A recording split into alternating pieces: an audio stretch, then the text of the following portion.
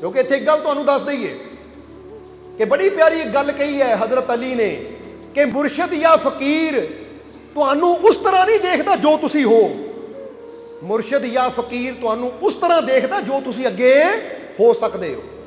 ये बड़ी प्यारी गल है कि मुर्शद तुहानूं उदां नहीं देखदा जिद्दां दे तुसी हो। मुर्शद तुहानूं उदां देखदा जो तुसी हो सकदे हो। समझदे हो कि नहीं? जिद्दां समझ लो एक डली लैके बंदा सुनियार को जाता है, तुहानूं वो डली नज़र आती है पर सुनियार देख सकता कि मैं डली का की बना सकता है। ये चूड़ी बन सकती है, हार बन सकता है, माला बन सकती है, ये पायल बन सकती है, की बन सकता है ਇਹਦਾ। वो सुनियार सब कुछ देख लेंदा है पर बंदे ने की देखना, ये सोने की डली है। समझदे हो कि नहीं? या इदां समझ लो कि मूर्तिकार ਉਹਦੇ को पत्थर लैके जाते हो, तुहानूं पत्थर नज़र आ रहा है, तुसीं कहना पत्थर है पर मूर्तिकार देख लैंदा चो किहड़ी तस्वीर बन सकती है, किहड़ी मूर्ति बन सकती है। औरत की बन सकती है, मर्द की बन सकती है, किसी जानवर की बन सकती है, वो सब कुछ उतों बना सकता है क्योंकि ਉਹਦੇ ਕੋਲ कला है। इत्थे एक छोटी जी गल दसांगे कि मुर्शद नाल जुड़ के इंसान नूं की मिलता है। यह भी एक सच्चा किस्सा है। एक किस्सा है कि एक बहुत बड़े फकीर होए है जिन्हां दा नाम सी अबू हनीफा। इमाम अबू हनीफा उन्होंने कहा जाता सी। की कहा जाता सी? इमाम अबू हनीफा। और वो बहुत पहुंचे हुए फकीर सी। हुण एक दिन वो फकीर अपने सेवकों नाल जा रहे थे कि अगे देखा कि एक औरत जो विधवा है, जिहदे पति की कुछ दिन पहला मौत हो गई और उहदे नाल एक छोटा एक बच्चा है और उहदियां 6 बेटियां नाल तुरियां, यानी 7 बच्चे है, एक लड़का है तो 6 लड़कियां हैं। हुण तुरे जा रहे हैं, अगे औरत आ रही है, इधरों फकीर तुरे जा रहे हैं। अबू हनीफा तुरे जा रहे, अगे औरत अपने बच्चों नाल आ रही है, लड़का और 6 लड़कियां। हुण हजरत अबू हनीफा की नज़र जदों उस लड़के के उपर गई तो उन्होंने देखिया और मुस्कुराए। मुस्कुराए तो एक सेवक ने पूछा, नाल दे सहाबी ने, सेवक ने कि हजरत तुसीं मुस्कुरा रहे हो बच्चे तरफ देख के, क्यों? वो कहते जिहदी तलाश कर रहे सी ना मिल गया। बोलो समझदे हो कि नहीं? क्योंकि दसिया कि हाले बेशक बच्चा है। मुर्शद की नज़र वो नहीं देखती जो तुसीं इस वेले हो, मुर्शद की नज़र वो देखती जो अगे जाके तुसीं हो सकते हो। और वो किदां हो सकते हो? अगर थोड़ी जी मेहनत की जाए, क्योंकि बिना मेहनत तो कभी फल नहीं मिलता। एक पत्थर ते अगर मूर्तिकार मेहनत ना करे तो पत्थर दा पत्थर ही रह जाना, उसके अंदरों कोई मूर्ति नहीं बननी। तुहाडे अंदर भी परमात्मा की मूर्ति छुपी हुई है, बस जरूरत है वो कारीगर दी, वो मुर्शद दी, जिहड़ा तुहाडे अंदर दीयां कमियां नूं दूर करके तुहाडे अंदरली प्रभु की मूर्ति नूं प्रगट कर सके। क्योंकि गल तो मेहनत नाल ही बननी है, बिना मेहनत तो कभी इंसान नूं कुछ हासिल नहीं होता। हुण अबू हनीफा ने जदों देखिया, मुस्कुराए और चलते हुए उस औरत के सामने जाके खड़ गए। औरत ने देखा कि फकीर मेरे सामने है, तो उस वेले हजरत अबू हनीफा ने उस औरत नूं कहा कि ऐ बीबी कि ये तेरा बच्चा बड़ा होनहार है, ये मेरा बेटा बहुत होनहार है, तो इदां कर इनू मेरे सपुर्द कर दे। क्योंकि इमाम अबू हनीफा इन्हां दा बहुत बड़ा मदरसा भी सी जिथे बच्चों नूं पढ़ाया जाता सी, स्कूल सी, जिन्हों अजकल की भाषा ना कह लीए स्कूल सी, जिथे बच्चों नूं दुनियावी ज्ञान भी दिता जाता सी तो रूहानीयत का ज्ञान भी दिता जाता सी। इसलिए उन्होंने सारे तकरीबन उस एरिए के सारे लोग जानते सी। तो उस औरत ने कहा कि हजरत मैं तुहानूं जानदी हाँ कि तुसी फकीर भी हो और लोगों नूं बच्चों नूं ज्ञान भी देने वास्ते तुसी मदरसा खोलिया होया, स्कूल खोलिया होया है, पर हजरत मेरी मजबूरी है कि मेरियां 6 बेटियां, मेरे पति की मौत हो चुकी है और एक ही ये बेटा है, जे इनू मैं तुहानूं दे दिता तो मेरी या मेरी धियां दी रोजी रोटी किदां चलेगी? क्योंकि हुण इसलिए इहदा ही सहारा है, बड़ा है, ये कोई मेहनत करेगा, मजदूरी करेगा तो फिर मेरा घर चलेगा। अपनी धियां नूं मैं काम ते भेज नहीं सकती क्योंकि हालात इदां सी कि लोकी बेटियां नूं घरों बाहर नहीं कढ़दे सी। जदों हजरत अबू हनीफा ने सुनिया तो उसलिए उन्होंने पूछा उस औरत नूं कि ये दस तेरे घर का खर्चा कितना है, 1 महीने का कितना खर्चा है तेरा? तो उस वेले उन्होंने कहा अगर 4 दराम मिल जाए, क्योंकि 4 दराम उधर दराम चलते सी, तो मेरे घर का खर्चा आराम नाल चल सकता है। तो हजरत अबू हनीफा ने कहा फिक्र ना कर, हर महीने 4 दराम तेरे घर च पहली तरीक तो पहला पहुंच जा करनगे, पर यह बच्चा मैंने सुपुर्द कर दे, और जदों तेरा दिल करे मिलना इनू। तो उसलिए उन्हें कहा, हजरत मैनू ये भी दसो फिर कि बच्चे नू लैके तो जा रहे हो, तुहाडे कोल रह के इनू मिलेगा की, मिलेगा की इनू? तो हजरत अबू हनीफा कहन लगे, पुछदी है साडे नाल रह के इनू की मिलेगा, ये की बनेगा? तो याद रख, जे साडे नाल रहेगा, हुण जरा गौर कर लो, कहते जे तेरे नाल रहेगा तो कुछ नहीं बनना, पर जे साडे नाल रहेगा तो यह वो बनेगा कि कल नूं वक्त दा बादशाह इनू अपने तख्त ते बिठा के अपने नाल हलवा खिलाएगा, अगर साडा संग मिल गया। तो उस समय का जो बादशाह होएगा इनू अपने नाल अपने तख्त ते बिठा के हलवा खिलाएगा, और ये चीज़ तू अपनी अखां नाल देखेंगी अगर साडे नाल रहेगा। तो औरत कहती, कित्थे मैं गरीब, खाण नूं रोटी है नहीं, कित्थे वक्त दे बादशाह दे आसन ते बह के ਉਹਦੇ बराबर बह के हलवा खाएगा, कितना हो सकता है? तो उसलिए हजरत अबू हनीफा कहन लगे कि ऐ बीबी, अगर फकीरां दी गल ते यकीन इंसान कर लेंदा है ना, तो फिर जो तकदीर च नहीं हुंदा वो भी उन्होंने मिल जाता है, क्योंकि फकीरां दी नज़र वो देख लैंदी है जो दुनिया नहीं देख सकती। कहंदे हुण उसनूं की चाहिदा सी, महीने का खर्च चाहिदा सी, तो बच्चा भी पढ़ लिख जाएगा। तो जे कहंदे है एक दिन बादशाह ना बह के हलवा खाएगा, तो फिर मैनू होर की चाहिए? किहड़ी मां नहीं चाहती कि मेरा बच्चा एडी उच्ची पदवी ते पहुंचे? कहंदे उस दिन तो बच्चे नूं लैके हजरत अबू हनीफा अपने नाल लै गए, रूहानियत दा इलम दिता, उन्हें मुर्शिद बनाया उन्होंने अपना, और उस बच्चे ने दिन रात अपने मुर्शिद की सेवा की। जो जो हुक्म हजरत अबू हनीफा मुर्शिद करते रहे उस रास्ते ते चलता रहा। हुण इन्ना नेक हो गया वो बच्चा, और वो बच्चे का नाम की रखिया? अबू मलिक, हजरत अबू मलिक। हुण किया जाता है कि जदों वक्त आया हजरत अबू हनीफा दे दुनिया तो जाण दा, तो उसलिए उन्होंने कहा, अबू मलिक हुण मेरे जाण तो बाद जल्दी तेनू बगदाद तो संदेश आएगा बादशाह हारून रशीद दा, क्योंकि उस वेले बगदाद दे विच बादशाह सी हारून रशीद। वो तेनू अपने बगदाद दा मुख्य न्यायाधीश बनाएगा, चीफ जस्टिस जिन्हों कहा जाता है, क्योंकि तेनू मैं इदा का घड़ चुका हाँ, जिदा कहते ना हीरे नूं घड़िया जाता तो उसकी चमक फिर दूर दूर तक पैंदी है, तेनू मैं इदा का घड़ चुका कि हुण तेरी चमक बगदाद तक पहुँच चुकी है, तेरे गुणा बारे खबर बगदाद तक पहुँच चुकी है। हुण जल्दी तेनू उत्थों संदेश आएगा बादशाह का, और जो संदेश आवे तो चला जाई, ये ना कहीं मैं अपने मुर्शद का द्वार छड्ड के नहीं जाना, क्योंकि कई बार हुंदा कि बंदा मैं नहीं जाना बादशाह के कोल, मैं तो अपने मुर्शद के घर ही रहना है, जिथे मेरे मुर्शद नाल मैनू सारी जिंदगी गुजारन का मौका मिलया है, मैं मुर्शद का दर छड्ड के नहीं जाना। कहते हुक्म है साडा, बगदाद जरूर जाई, और जे वो तेनू ये पदवी देवे तो पदवी नूं कबूल करना है, क्योंकि तेरे जरिए मेरा पैगाम और इंसाफ चारों तरफ फैलेगा। क्योंकि जदों मुख्य न्यायाधीश ईमानदार होवे तो सारिआं नूं उहदा फायदा मिलता है, उहदा लाभ हुंदा है।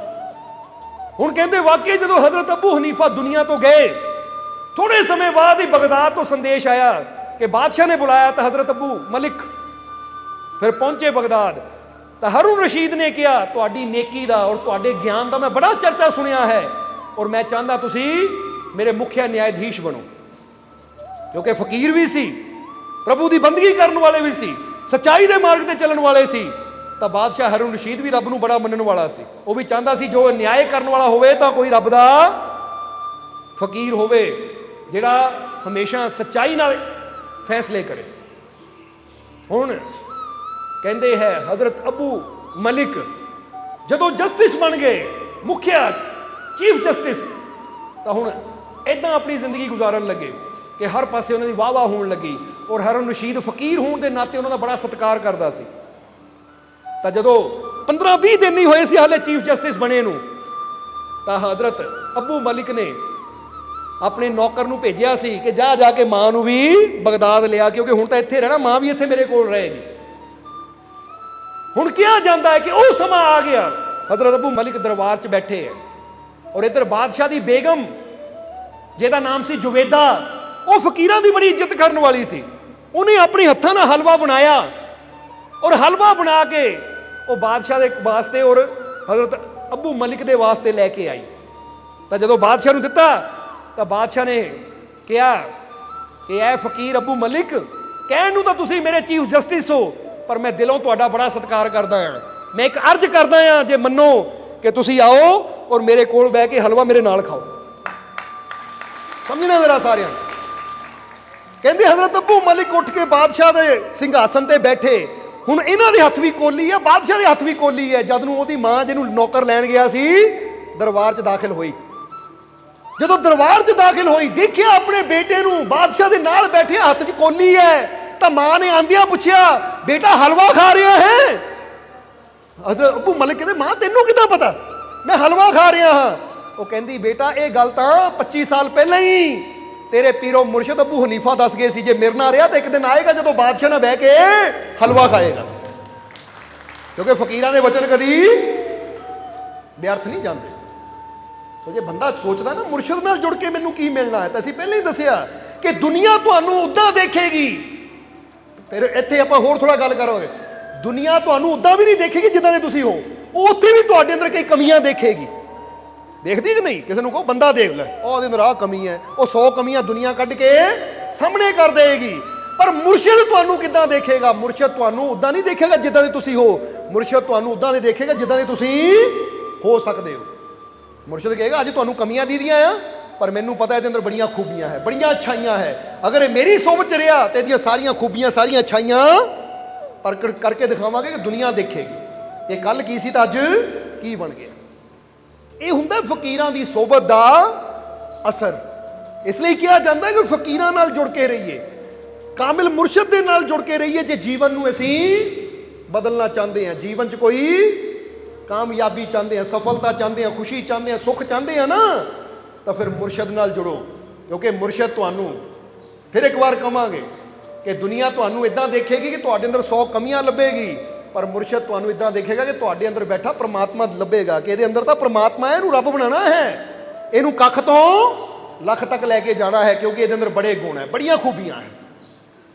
ਇਸ ਲਈ ਹੁਣ ਤੁਸੀਂ ਸੋਚੋ ਕਿ ਕਿਹਦੇ ਨਾਲ ਜੁੜਨਾ ਹੈ। ਉਹਦੇ ਨਾਲ ਜੋ ਪਲ ਪਲ ਸਾਡੀਆਂ ਕਮੀਆਂ ਹੀ ਕੱਢਦਾ ਚਲਾ ਜਾਂਦਾ ਹੈ, ਜਾਂ ਉਹਦੇ ਨਾਲ ਜੁੜਨਾ ਹੈ ਜੋ ਸਾਡੀਆਂ ਕਮੀਆਂ ਤੇ ਪਰਦਾ ਪਾ ਕੇ ਸਾਡੀਆਂ ਛੁਪੀਆਂ ਖੂਬੀਆਂ ਨੂੰ ਪ੍ਰਗਟ ਕਰਨ ਦੀ ਕੋਸ਼ਿਸ਼ ਕਰਦਾ ਹੈ। ਔਰ ਇਹ ਤਾਂ ਸੰਤ ਗੁਰੂ ਰਹਿਬਰੀ ਕਰ ਸਕਦੇ ਹੈ। ਬੋਲੋ ਸਮਝਦੇ ਹੋ ਕਿ ਨਹੀਂ? ਇਸ ਕਰਕੇ ਆਓ ਜੁੜੀਏ ਕਾਮਿਲ ਮੁਰਸ਼ਿਦ ਦੇ ਨਾਲ, ਤਾਂ ਕਿ ਇਹ ਜੀਵਨ 'ਚ ਬਦਲਾਵ ਆਵੇ। ਔਰ ਲਿਖ ਲਈਏ ਉਹ ਜੋ ਲਿਖਣਾ ਚਾਹਵੇ ਕਿ ਲੈ ਮੈਂ ਕੋਰਾ ਕਾਗਜ਼, ਔਰ ਭੁੱਲ ਜਾਈਏ ਉਹ ਜੋ ਪਿਛਲੀਆਂ ਅਸੀਂ ਉਹ ਗਿਆਨ ਦੀਆਂ ਗੱਲਾਂ, ਕਿਉਂਕਿ ਕਈ ਕੁਛ ਇਨਸਾਨ ਨੇ ਇਕੱਠਾ ਕੀਤਾ, ਉਹ ਕਹਿੰਦਾ ਲੈ ਹੁਣ ਹੋ ਗਿਆ, ਮੈਂ ਇਸ਼ਕ 'ਚ ਮਿਟਾ ਦਿੱਤਾ, ਹੁਣ ਤਾਂ ਤੂੰ ਹੀ ਤੂੰ ਹੈ।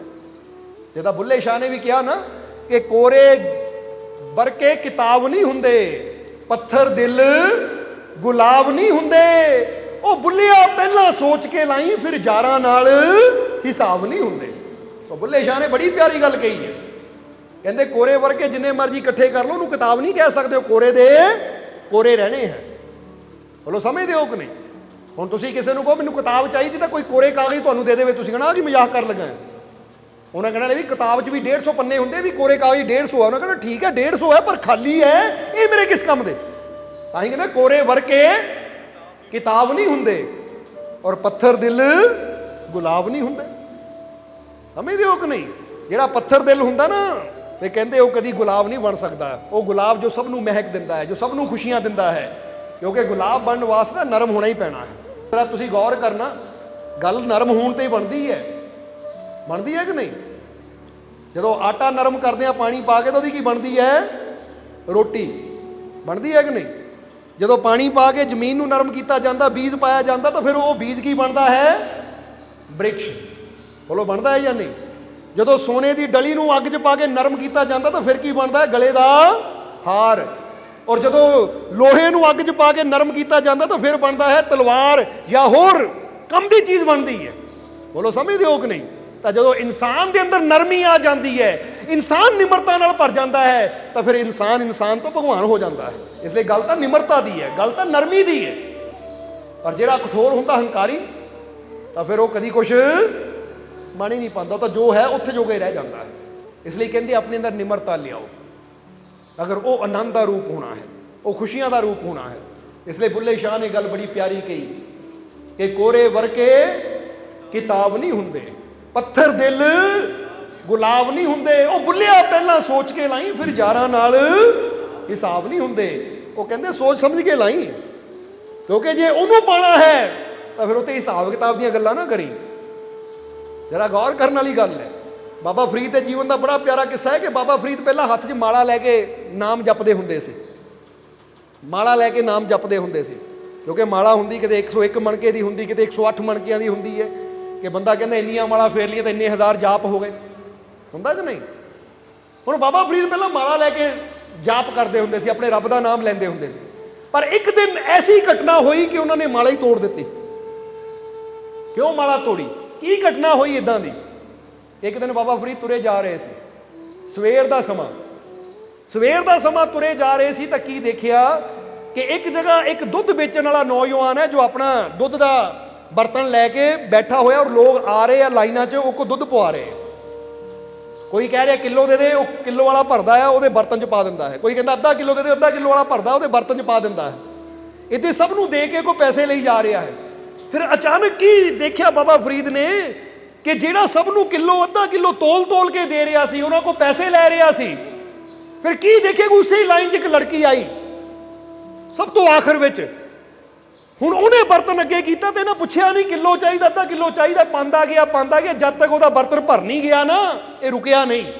ਹੁਣ ਜਦੋਂ ਭਰ ਗਿਆ, ਲੜਕੀ ਪੈਸੇ ਦੇਣ ਲੱਗੀ ਨਾ, ਪੈਸੇ ਵੀ ਨਹੀਂ ਲਏ, ਹੁਣ ਨਾ ਕਰ ਦਿੱਤੀ। ਉਹ ਲੜਕੀ ਚਲੀ ਗਈ ਤਾਂ ਬਾਬਾ ਫਰੀਦ ਇਹਦੇ ਕੋਲ ਗਏ। ਉਹ ਕਹਿੰਦੇ ਇੱਕ ਗੱਲ ਦੱਸੋ ਨੌਜਵਾਨਾ, ਆ ਤੂੰ ਸਾਰਿਆਂ ਨੂੰ ਪੁੱਛਦਾ ਸੀ ਕਿੰਨਾ ਚਾਹੀਦਾ, ਕੋਈ ਕਹਿੰਦਾ ਅੱਧਾ ਕਿਲੋ ਦੇ ਕੇ ਪੈਸੇ ਲੈਂਦਾ ਸੀ, ਕੋਈ ਕਹਿੰਦਾ ਕਿਲੋ ਦੇ ਕੇ ਪੈਸੇ ਲੈਂਦਾ ਸੀ। ਪਰ ਜਦੋਂ ਲੜਕੀ ਆਈ ਉਹਨੂੰ ਉਦੋਂ ਤੱਕ ਦਿੰਦਾ ਗਿਆ ਜਦ ਤੱਕ ਉਹਦਾ ਬਰਤਨ ਭਰ ਨਹੀਂ ਗਿਆ, ਔਰ ਉਹ ਪੈਸੇ ਦੇਣ ਲੱਗੀ, ਪੈਸੇ ਵੀ ਕਿਉਂ ਨਹੀਂ ਲਏ, ਕਿਉਂ? ਤਾਂ ਉਸ ਲਈ ਨੌਜਵਾਨ ਨੇ ਕਿਹਾ ਕਿ ਤੁਸੀਂ ਫਕੀਰ ਹੋ, ਇਸ ਲਈ ਤੁਹਾਡੇ ਤੋਂ ਕੀ ਪੜਦਾ। ਦਰਅਸਲ ਉਹ ਲੜਕੀ ਨਾਲ ਮੈਂ ਪਿਆਰ ਕਰਦਾ ਹਾਂ, ਔਰ ਜਿੱਥੇ ਪਿਆਰ ਹੁੰਦਾ ਉੱਥੇ ਕੋਈ ਹਿਸਾਬ ਕਿਤਾਬ ਨਹੀਂ ਹੁੰਦਾ। ਜਰਾ ਗੌਰ ਕਰਨਾ,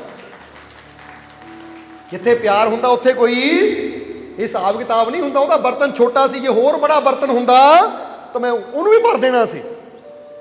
ਔਰ ਪਿਆਰ ਵਿੱਚ ਕੀਮਤ ਲਈ ਨਹੀਂ ਜਾਂਦੀ, ਪਿਆਰ 'ਚ ਤਾਂ ਹੁੰਦਾ ਮੈਂ ਕੀ ਦੇ ਸਕਦਾ ਆਪਣੇ ਮਹਿਬੂਬ ਨੂੰ।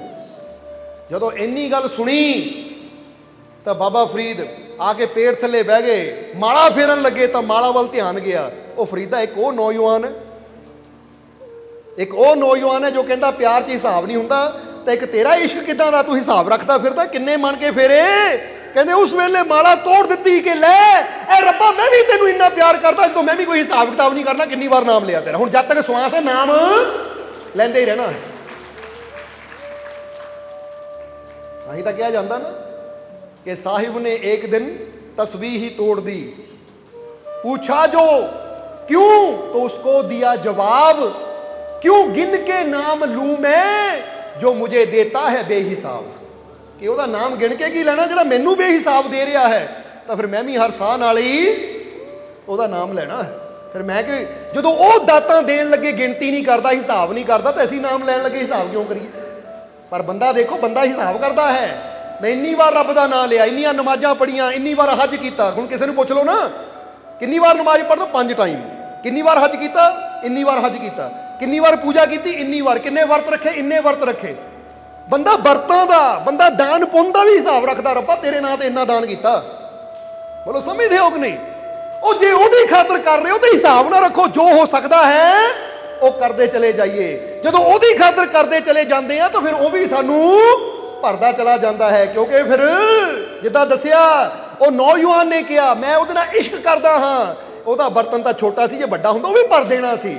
ਤਾਂ ਤੁਸੀਂ ਵੀ ਆਪਣੇ ਰੱਬ ਨਾਲ ਇਸ਼ਕ ਕਰਕੇ ਦੇਖੋ, ਉਹ ਵੀ ਇੰਨਾ ਭਰ ਦੇਗਾ ਕਿ ਤੁਹਾਡੇ ਜੀਵਨ ਦਾ ਬਰਤਨ ਛੋਟਾ ਪੈ ਜਾਏਗਾ। ਤਾਂ ਹੀ ਤਾਂ ਕਹਿੰਦੇ ਨਾ ਕਿ ਦਿੰਦਾ ਦੇ ਲੈਂਦੇ ਥੱਕ ਪਾਹੀ। ਬੰਦਾ ਥੱਕ ਜਾਂਦਾ ਹੈ, ਪਰ ਜਦੋਂ ਦੇਣ ਤੇ ਆ ਜਾਵੇ ਇੰਨਾ ਦਿੰਦਾ ਕਿ ਉਹਦੀਆਂ ਦਾਤਾਂ ਜੇ ਵੱਡ ਆਪ ਤੇ ਵੱਡ ਤੇਰੀ, ਉਹਦੀਆਂ ਦਾਤਾਂ ਦਾ ਕੋਈ ਅੰਤ ਨਹੀਂ ਹੈ। ਪਰ ਹੁਣ ਬੰਦਾ ਕਰੇ ਕੀ? ਬੰਦਾ ਇਸ਼ਕ ਹੀ ਉਹਨਾਂ ਨਾਲ ਕਰਕੇ ਬੈਠਾ ਹੈ ਜਿਨ੍ਹਾਂ ਦੀ ਆਪਣੀਆਂ ਹੱਦਾਂ ਆ। ਜਵਾਬ ਦਿਓ ਸਾਨੂੰ। ਬੰਦਾ ਇਸ਼ਕ ਹੀ ਉਹਨਾਂ ਨਾਲ ਕਰਕੇ ਬੈਠਾ ਜਿਨ੍ਹਾਂ ਦੀ ਆਪਣੀਆਂ ਹੱਦਾਂ, ਔਰ ਬੰਦਾ ਚਾਹੁੰਦਾ ਜ਼ਿਆਦਾ ਆ ਪਰ ਅਗਲਾ ਕੀ ਕਰੇ। ਤਾਂ ਉਹੀ ਗੱਲ ਹੋ ਗਈ, ਇੱਕ ਬੰਦੇ ਕੋ ਮੰਗਣ ਜਾਂਦੇ ਆ ਸਾਨੂੰ ਲੱਖ ਚਾਹੀਦਾ ਹੈ ਤਾਂ ਅਗਲੇ ਦੀ ਜੇਬ 'ਚ 10,000 ਹੈ। ਹੁਣ ਜਿਹਦੀ ਜੇਬ 'ਚ 10,000 ਲੱਖ ਕਿੱਥੋਂ ਮਿਲੇਗਾ ਤੁਹਾਨੂੰ? ਸਮਝ ਰਹੇ ਹੋ ਕਿ ਨਹੀਂ। ਅੱਜ ਬੰਦਾ ਦੁਨੀਆ ਤੋਂ ਆਸ ਰੱਖਦਾ, ਦੁਨੀਆ ਤੋਂ ਪਹਿਲੇ ਹੀ ਨਿਰਾਸ਼ ਬੈਠੀ ਹੈ, ਉਹਨੇ ਤੈਨੂੰ ਕੀ ਦੇਣਾ। ਮੰਗਣਾ ਤੋਂ ਮੰਗ, ਜੋ ਦਾਤਾਂ ਦਾ ਭੰਡਾਰ ਹੈ। ਤਾਂ ਹੀ ਤਾਂ ਅਸੀਂ ਹਮੇਸ਼ਾ ਦੱਸੀਦਾ ਕਿ ਰਿਜ਼ਕ ਦੇਣ ਵਾਲਾ, ਖੁਸ਼ੀਆਂ ਦੇਣ ਵਾਲਾ ਉਹ ਮਾਲਿਕ ਹੈ। ਉੱਤੇ ਵਿਸ਼ਵਾਸ ਰੱਖਾਂਗੇ ਤਾਂ ਉਹਨਾਂ ਕਿਹਦੇ ਜ਼ਰੀਏ ਤੁਹਾਨੂੰ ਖੁਸ਼ੀਆਂ ਦੇ ਦੇਣੀਆਂ ਹੈ, ਤੁਹਾਨੂੰ ਰਿਜ਼ਕ ਦੇ ਦੇਣਾ, ਉਹੀ ਜਾਣਦਾ ਹੈ। ਤਾਂ ਜੇ ਅਸੀਂ ਕਵਾਂਗੇ, ਹੁਣ ਇਹ ਗੱਲ ਕਰ ਦਈਏ, ਜੇ ਅਸੀਂ ਕਵਾਂਗੇ ਉਹ ਲੈ ਵੀ ਮੇਰੀ ਭੂਆ ਇੰਗਲੈਂਡ 'ਚ ਬੈਠੀ ਹੈ, ਮੇਰਾ ਚਾਚਾ ਕੈਨੇਡਾ 'ਚ ਬੈਠਾ, ਉਹ ਮੈਨੂੰ ਖਰਚਾ ਭੇਜੇਗਾ, ਚਾਚਾ ਨਾਰਾਜ਼ ਹੋ ਗਿਆ, ਖਰਚਾ ਕਿੱਥੋਂ ਆਏਗਾ? ਇਹਦਾ ਮਤਲਬ ਅਸੀਂ ਸੋਚਦੇ ਹਾਂ ਉਹੀ ਦੇਣ ਵਾਲਾ ਹੈ, ਪਰ ਦੇਣ ਵਾਲਾ ਕੋਈ ਇਨਸਾਨ ਨਹੀਂ ਹੁੰਦਾ, ਦੇਣ ਵਾਲਾ ਉਹ ਦਾਤਾ ਹੁੰਦਾ ਹੈ।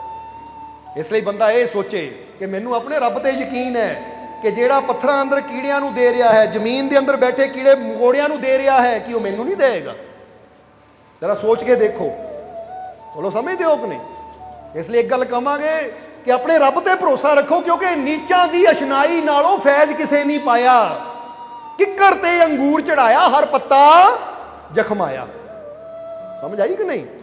ਇਹ ਮੀਆਂ ਮੁਹੰਮਦ ਬਖਸ਼ੀ ਨੇ ਬੜੀ ਪਿਆਰੀ ਗੱਲ ਕਹੀ ਹੈ ਕਿ ਨੀਚਾਂ ਦੀ ਅਸ਼ਨਾਈ ਨਾਲੋਂ ਫੈਜ਼ ਕਿਸੇ ਨਹੀਂ ਪਾਇਆ, ਕਿੱਕਰ ਤੇ ਅੰਗੂਰ ਚੜਾਇਆ, ਹਰ ਪੱਤਾ ਜ਼ਖਮਾਇਆ। ਉਹ ਕਹਿੰਦੇ ਕਿੱਕਰ ਦੇ ਪੇੜ ਤੇ ਨਾ ਅੰਗੂਰ ਦੀ ਬੇਲ ਚੜਾ ਦਿਓ ਤਾਂ ਤੁਸੀਂ ਦੇਖੋਗੇ ਉਹਦੇ ਸਾਰੇ ਪੱਤਿਆਂ 'ਚ ਕੰਡੇ ਚੁੱਭੇ ਹੋਣਗੇ, ਕਿਉਂਕਿ ਅੰਗੂਰ ਦੀ ਬੇਲ ਦੇ ਪੱਤੇ ਬੜੇ ਨਰਮ ਹੁੰਦੇ ਆ, ਤਾਂ ਕੰਡੇ ਤੁਹਾਨੂੰ ਪਤਾ ਹੀ ਹੈ।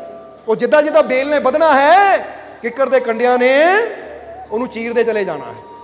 ਕਹਿੰਦੇ ਇਸੇ ਤਰ੍ਹਾਂ ਜੇ ਇਨਸਾਨ ਸੋਚੇ ਕਿ ਜਿਨ੍ਹਾਂ ਦੀ ਸੋਚ ਨੀਵੀਂ ਹੈ, ਜਿਹੜੇ ਆਪ ਬੁਰਾਈ ਨਾਲ ਭਰੇ ਹੋਏ ਆ, ਉਹਨਾਂ ਨਾਲ ਯਾਰੀ ਲਾਵਾਂਗੇ ਔਰ ਮੇਰੇ ਜੀਵਨ 'ਚ ਖੁਸ਼ੀਆਂ ਆ ਜਾਣਗੀਆਂ, ਤਾਂ ਕਹਿੰਦੇ ਨੀਚਾਂ ਦੀ ਅਸ਼ਨਾਈ ਨਾਲੋਂ, ਅਸ਼ਨਾਈ ਦਾ ਮਤਲਬ ਹੈ ਉਹਦੇ ਨਾਲ ਪਿਆਰ ਕਰਨਾ, ਉਹਦੇ ਨਾਲ ਯਾਰੀ ਲਾਣੀ। ਔਰ ਬੰਦਾ ਸੋਚੇ ਇਹ ਨੀਚ ਨਾਲ ਯਾਰੀ ਲਾ ਕੇ, ਕਿਉਂਕਿ ਨੀਚ ਦਾ ਮਤਲਬ ਕੀ ਹੈ? ਨੀਚ ਦਾ ਮਤਲਬ ਜਾਤ ਪਾਤ ਦੀ ਗੱਲ ਨਹੀਂ ਕਰ ਰਹੇ, ਨੀਚ ਦਾ ਮਤਲਬ ਹੈ ਇਨਸਾਨ ਦੀ ਸੋਚ। ਕਿਉਂਕਿ ਕਈ ਕਹਿਣ ਨੂੰ ਤਾਂ ਬੜੇ ਧਨਵਾਨ ਹੁੰਦੇ ਹੈ, ਕਹਿਣ ਨੂੰ ਤਾਂ ਬੜੀ, ਬੰਦਾ ਕਹਿੰਦਾ ਮੇਰੀ ਬੜੀ ਇੱਜ਼ਤ ਹੈ, ਮੇਰਾ ਬੜਾ ਨਾਮ ਹੈ, ਪਰ ਕਰਨੀ ਉਹਨਾਂ ਦੀ ਕੀ ਹੁੰਦੀ ਹੈ? ਨੀਚ। ਸਮਝਦੇ ਹੋ ਕਿ ਨਹੀਂ? ਕਿਉਂਕਿ ਬੰਦਾ, ਜਿੱਦਾਂ ਸ਼੍ਰੀ ਗੁਰੂ ਰਵਿਦਾਸ ਜੀ ਨੇ ਵੀ ਕਿਹਾ ਹੈ ਕਿ ਰਵਿਦਾਸ ਜਨਮ ਕੇ ਕਾਰਨੇ ਹੋਤ ਨਾ ਕਉ ਨੀਚ, ਨਰਕੋ ਨੀਚ ਕਰ ਡਾਰੀ ਹੈ ਓਛੇ ਕਰਮ ਕਾ ਕੀਚ। ਕਿ ਓਛੇ ਕਰਮ, ਬੁਰੇ ਕਰਮ ਜਦੋਂ ਇਨਸਾਨ ਕਰਦਾ ਹੈ ਤਾਂ ਬੁਰੇ ਕਰਮ ਹੀ ਇਨਸਾਨ ਨੂੰ ਨੀਚ ਬਣਾ ਦਿੰਦੇ ਹਨ। ਕਹਿੰਦੇ ਜਨਮ ਨਾਲ ਕੋਈ ਨੀਚ ਨਹੀਂ ਹੁੰਦਾ, ਜਨਮ ਨਾਲ ਕੋਈ ਉੱਚਾ ਨਹੀਂ ਹੁੰਦਾ, ਉੱਚਾ ਵੀ ਇਨਸਾਨ ਆਪਣੀ ਕਰਨੀ ਨਾਲ ਹੁੰਦਾ ਹੈ, ਤਾਂ ਨੀਚਾ ਵੀ ਇਨਸਾਨ ਆਪਣੀ ਕਰਨੀ ਨਾਲ ਹੁੰਦਾ ਹੈ। ਹੁਣ ਜਿਹਦੀ ਕਰਨੀ ਨੀਚ ਹੈ, ਬੇਸ਼ੱਕ ਉਹ ਜਿੰਨੀ ਮਰਜ਼ੀ ਉੱਚੀ ਸਟੇਜ ਤੇ ਬੈਠਾ ਹੋਵੇ, ਪਰ ਜੇ ਕਰਨੀ ਨੀਚ ਹੈ ਤਾਂ ਉਹਦੇ ਨਾਲ ਯਾਰੀ ਲਾ ਲਾਵਾਂਗੇ ਤਾਂ ਸਾਨੂੰ ਲਾਭ ਨਹੀਂ ਹੋਏਗਾ, ਉਲਟਾ ਸਾਨੂੰ ਉਸੇ ਤਰ੍ਹਾਂ ਨੁਕਸਾਨ ਹੋਏਗਾ। ਜਿੱਦਾਂ ਅੰਗੂਰ ਦੀ ਬੇਲ ਉੱਚੇ ਕਿੱਕਰ ਦੇ ਪੇੜ ਤੇ ਚੜ ਵੀ ਜਾਵੇ ਨਾ, ਤਾਂ ਉੱਚੇ ਜਾ ਕੇ ਉਹਨੂੰ ਫਾਇਦਾ ਨਹੀਂ ਹੁੰਦਾ, ਬਲਕਿ ਉਲਟਾ ਆਪਣੇ ਪੱਤਿਆਂ ਨੂੰ ਚਰਾ ਕੇ ਬਹਿ ਜਾਂਦਾ ਹੀ ਆ। ਸਮਝ ਆ ਰਹੀ ਸਾਡੀ ਗੱਲ? ਇਸ ਲਈ ਬੰਦੇ ਨਾਲ ਯਾਰੀ ਲਾਉਣ ਤੋਂ ਪਹਿਲਾਂ ਉਹਦਾ ਕਰੈਕਟਰ ਦੇਖੋ, ਕਿਰਦਾਰ ਦੇਖੋ। ਇਹ ਨਾ ਦੇਖੋ ਕਿ ਧਨ ਕਿੰਨਾ ਹੈ, ਕਿਉਂਕਿ ਹੁਣ ਹੋਵੇ ਲੱਖਾਂ ਕਰੋੜਾਂ ਪਰ ਕਰਦਾ ਨਸ਼ੇ ਹੋਵੇ ਜੁਆਰੀ, ਉਹਦੇ ਨਾਲ ਯਾਰੀ ਲਾ ਲਓਗੇ ਤਾਂ ਤੁਹਾਨੂੰ ਤਾਰ ਦੇਗਾ ਉਹ। ਬੇਸ਼ੱਕ ਕੋਈ ਫਕੀਰ ਹੋਵੇ, ਹੱਥ ਤੇ ਸੁੱਕੀ ਰੋਟੀ ਹੋਵੇ, ਅਗਰ ਉਹਦੀ ਕਰਨੀ ਅੱਛੀ ਹੈ, ਉਹਦੇ ਨਾਲ ਯਾਰੀ ਲਾ ਲਓ, ਕਿਉਂਕਿ ਅੱਛੇ ਨਾਲ ਯਾਰੀ ਲਾ ਕੇ ਤੁਹਾਡੇ ਜੀਵਨ 'ਚ ਅੱਛਾਈ ਆਏਗੀ। ਸਮਝ ਆ ਰਹੀ ਹੈ ਕਿ ਨਹੀਂ? ਇਸ ਲਈ ਕਿਸੇ ਨਾਲ ਮਿੱਤਰਤਾ ਕਰਨ ਤੋਂ ਪਹਿਲਾਂ ਉਹਦੀ ਕਰਨੀ ਦੇਖੋ, ਉਹਦੇ ਕਰਮ ਦੇਖੋ, ਇਹ ਅੱਛਾ ਹੈ ਜਾਂ ਬੁਰਾ ਹੈ। ਪਰ ਅੱਜ ਇਨਸਾਨ, ਜਰਾ ਗੌਰ ਕਰਨਾ, ਅੱਜ ਇਨਸਾਨ ਯਾਰੀ ਵੀ ਲਾਉਂਦਾ ਹੈ ਤਾਂ ਇਹ ਨਹੀਂ ਦੇਖਦਾ ਕਰਨੀ, ਇਹ ਦੇਖਦਾ ਕਿ ਮਾਲ ਕਿੰਨਾ ਗਾ, ਗੱਡੀਆਂ ਕਿੰਨੀਆਂ ਗਾ, ਇਹਦੇ ਕੋਲ ਸਮਾਨ ਕਿੰਨਾ ਗਾ, ਤਾਂ ਕਿ ਉਹਦਾ ਲਾਭ ਲਵਾਂ। ਸਮਝਦੇ ਹੋ ਕਿ ਨਹੀਂ? ਕਹਿੰਦੇ ਹੈ, ਇੱਥੇ ਇੱਕ ਬੜੀ ਪਿਆਰੀ ਗੱਲ ਯਾਦ ਆ ਗਈ ਸਾਨੂੰ, ਇਹ ਗੱਲ ਬੜੀ ਸਮਝਣ ਵਾਲੀ ਹੈ ਕਿ ਸਵਾਮੀ ਵਿਵੇਕਾਨੰਦ ਇੱਕ ਮਿੱਤਰ ਸੀ। ਸਵਾਮੀ ਵਿਵੇਕਾਨੰਦ ਦਾ ਮਿੱਤਰ ਸੀ। ਮਾਤਾ ਪਿਤਾ ਨੇ ਉਹਨੂੰ ਕਿਹਾ ਕਿ ਬੇਟਾ ਤੇਰੇ ਵਾਸਤੇ ਲੜਕੀ ਪਸੰਦ ਕੀਤੀ ਹੈ, ਚੱਲ ਲੜਕੀ ਵਾਲਿਆਂ ਕੋਲ ਜਾਣਾ ਹੈ ਤਾਂ ਕਿ ਤੂੰ ਲੜਕੀ ਦੇਖ ਲਵੇਂ ਔਰ ਲੜਕੀ ਤੈਨੂੰ ਦੇਖ ਲਵੇ, ਫਿਰ ਤੁਹਾਡਾ ਰਿਸ਼ਤਾ ਕਰਨਾ ਹੈ। ਹੁਣ ਉਹ ਮਿੱਤਰ ਵਿਵੇਕਾਨੰਦ ਦੇ ਨਾਲ ਬੜਾ ਪਿਆਰ ਕਰਦਾ ਸੀ, ਕੁਝ ਵੀ ਸਲਾਹ ਕਰਦਾ ਸੀ ਤਾਂ ਆਪਣੇ ਮਿੱਤਰ ਦੀ ਸਲਾਹ ਲੈ ਕੇ ਕਰਦਾ ਸੀ। ਹੁਣ ਜਦੋਂ ਉਹਨਾਂ ਨੇ ਆ ਕੇ ਵਿਵੇਕਾਨੰਦ ਨੂੰ ਦੱਸਿਆ ਕਿ ਨਾਲ ਮਿੱਤਰ ਤੂੰ ਵੀ ਚੱਲ, ਤਾਂ ਉਸ ਵੇਲੇ ਵਿਵੇਕਾਨੰਦ ਜੀ ਹਾਲੇ ਸਵਾਮੀ ਵਿਵੇਕਾਨੰਦ ਨਹੀਂ ਹੋਏ ਸੀ, ਹਾਲੇ ਨਰਿੰਦਰ ਸੀ ਉਹ, ਜਿਹਦਾ ਬੰਦਾ ਕਹਿੰਦਾ ਸਕੂਲ ਕਾਲਜਾਂ 'ਚ ਪੜ੍ਹਨ ਵਾਲੇ ਮਿੱਤਰ, ਪਰ ਹਾਲੇ ਬੇਸ਼ੱਕ ਵਿਵੇਕਾਨੰਦ ਨਹੀਂ ਹੋਏ ਸੀ, ਪਰ ਫਿਰ ਵੀ ਸਮਝ ਬੜੀ ਸੀ। ਤਾਂ ਵਿਵੇਕਾਨੰਦ ਜੀ ਨੇ ਕੀ ਕਿਹਾ, ਮਿੱਤਰ ਇੱਕ ਸ਼ਰਤ ਤੇ ਤੇਰੇ ਨਾਲ ਜਾਣਾ ਮੈਂ। ਕਹਿੰਦੇ ਜੀ ਉਹ ਕਿਹੜੀ ਸ਼ਰਤ ਹੈ? ਕਹਿੰਦਾ ਜੇ ਤੂੰ ਸੂਟ ਬੂਟ ਪਾਉਣ ਦੀ ਬਜਾਏ ਸਿੰਪਲ ਚੱਪਲ 'ਚ ਚਲੋ। ਸਮਝਦੇ ਹੋ ਕਿ ਨਹੀਂ? ਸਧਾਰਨ ਕੁੜਤਾ ਪਜਾਮਾ ਪਾਉਣਾ ਹੈ ਔਰ ਸਿੰਪਲ ਕੱਪੜਿਆਂ 'ਚ ਜਾਣਾ ਹੈ। ਜੇ ਸਿੰਪਲ ਬਣ ਕੇ ਜਾਊਂਗਾ ਫਿਰ ਮੈਂ ਤੇਰੇ ਨਾਲ ਚੱਲਣਾ, ਨਹੀਂ ਤਾਂ ਮੈਂ ਨਹੀਂ ਜਾਣਾ। ਕਿਉਂਕਿ ਸਵਾਮੀ ਵਿਵੇਕਾਨੰਦ ਜੀ ਨੇ ਆਪ ਤੇ ਮੈਰਿਜ ਕੀਤੀ ਨਹੀਂ ਸੀ, ਉਹ ਤਾਂ ਸੰਸਾਰ ਨੂੰ ਤਾਰਨ ਵਿੱਚ ਲੱਗ ਗਏ ਸੀ, ਪਰ ਆਪਣੇ ਮਿੱਤਰ ਨੂੰ ਸਲਾਹ ਕੀ ਦਿੱਤੀ? ਉਹ ਮਿੱਤਰ ਕਹਿੰਦਾ ਕਮਾਲ ਦੀ ਗੱਲ ਹੈ ਯਾਰ, ਇਹ ਤੂੰ ਕੀ ਕਹਿ ਰਿਹਾ ਹੈ? ਲੋਕ ਜਾਂਦੇ ਆ ਲੜਕੀ ਦੇਖਣ, ਚੰਗੇ ਬੂਟ ਪਾਉਂਦੇ ਆ, ਚੰਗਾ ਕੋਟ ਪੈਂਟ ਪਾਉਂਦੇ ਆ, ਚੰਗਾ ਵਧੀਆ ਰੂਪ ਬਣਾ ਕੇ ਜਾਂਦੇ ਆ ਤਾਂ ਕਿ ਲੜਕੀ ਪਸੰਦ ਕਰ ਲਵੇ। ਆ ਤੂੰ ਮੈਨੂੰ ਕੀ ਕਹਿ ਰਿਹਾ ਹੈ ਕਿ ਚੱਪਲ ਪਾ ਕੇ ਜਾਣੀ ਹੈ? ਜਿਹਦਾ ਕਹਿੰਦੇ ਨਾ ਕੈਂਚੀ ਚੱਪਲ, ਉਹ ਪਾ ਕੇ ਜਾਣੀ ਹੈ, ਔਰ ਸਧਾਰਨ ਕੁੜਤਾ ਪਜਾਮਾ ਪਾ ਕੇ ਜਾਣਾ ਹੈ, ਬਾਲ ਵੀ ਬਖੇਰ ਕੇ ਜਾਣਾ ਹੈ। ਉੱਦਾਂ ਦੇ ਹਾਲਾਤ ਵਿੱਚ ਜਾਣਾ ਜਿੱਦਾਂ ਤੂੰ ਘਰ 'ਚ ਰੋਜ਼ ਰਹਿੰਦਾ ਹੈ। ਬੋਲੋ ਸਮਝਦੇ ਹੋ ਕਿ ਨਹੀਂ? ਉਹ ਕਹਿੰਦਾ ਕਾਰਨ ਕੀ ਹੈ? ਤਾਂ ਵਿਵੇਕਾਨੰਦ ਜੀ ਕਹਿੰਦੇ ਉਹ ਗੱਲ सुन। सब्सक्राइब कीजिए सर्व संध्या दरबार कांटिया शरीफ चैनल को और बेल आइकन दबाइए मालिक जी की लेटेस्ट सत्संग की वीडियो को सबसे पहले देखने के लिए।